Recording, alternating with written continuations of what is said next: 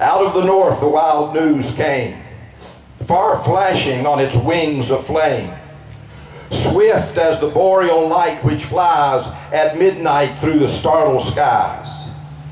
And there was tumult in the air, the fife's shrill note, the drum's loud beat, and through the wide land, everywhere, the answering tread of hurrying feet.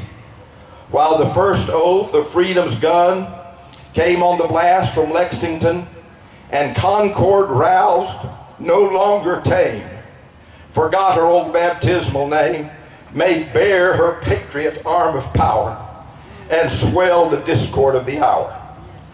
Within its shade of elm and oak, the church of Berkeley Manor stood. There Sunday found the rural folk, and some esteemed of gentle blood. In vain their feet were with loitering tread, passed mid the graves where rank is naught. All could not read the lesson taught in that republic of the dead. How sweet the hour of Sabbath talk, the vale with peace and sunshine full, where all the happy people walk, decked in their homespun flax and wool, where youth's bright hats with blossoms bloom, and every maid with simple art wears on her breast like her own heart a bud, whose depths are all perfume, while every garment's gentle stir is breathing rose and lavender. The pastor came, his snowy locks hallowed his brow of thought and care, and calmly as shepherds lead their flocks, he led into the house of prayer. The pastor rose, the prayer was strong, the psalm was warrior David's song. The text, a few short words of might. The Lord of hosts shall arm the right.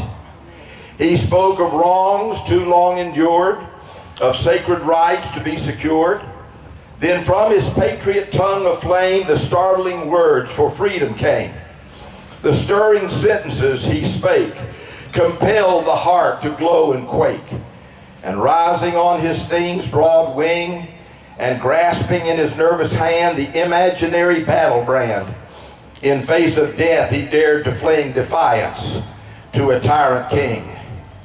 Even as he spoke, his frame renewed in eloquence of attitude, rose as it seemed a shoulder higher, then swept his kindling glance of fire from startled pew to breathless choir, when suddenly his mantle wide, his hands impatient flung aside, and lo, he met their wondering eyes, complete in a soldier's guise. A moment there was awful pause, when Berkeley cried, "Cease, traitor, cease! God's temple is a house of peace." The others shouted, "Nay, not so. When God is with us, our righteous cause, his holiest places then are ours. His temples are our forts and towers. They frown upon the tyrant foe. In this, the dawn of freedom's day, this is the time to fight and pray." And now before the open door, the warrior priest had ordered so, the enlisting trumpet's sudden roar rang through the chapel o'er and o'er, its long reverberating blow, so loud and clear, it seemed the ear of dusty death must wake and hear. And then the startling drum and fife fired the living with fiercer life, while overhead with wild increase, forgetting its ancient toll of peace, the great bell swung as ne'er before. It seemed as it would never cease, and every word its ardor flung from off its jubilant iron tongue was war, war, war. Who dares? This was the patriot's cry. As striding from the desk he came, "Come out with me in freedom's name, for her to live, for her to die."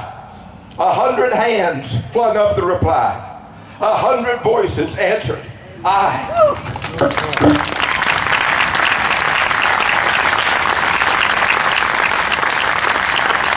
secularstupidist.com, conservative.com, rightosophy.com.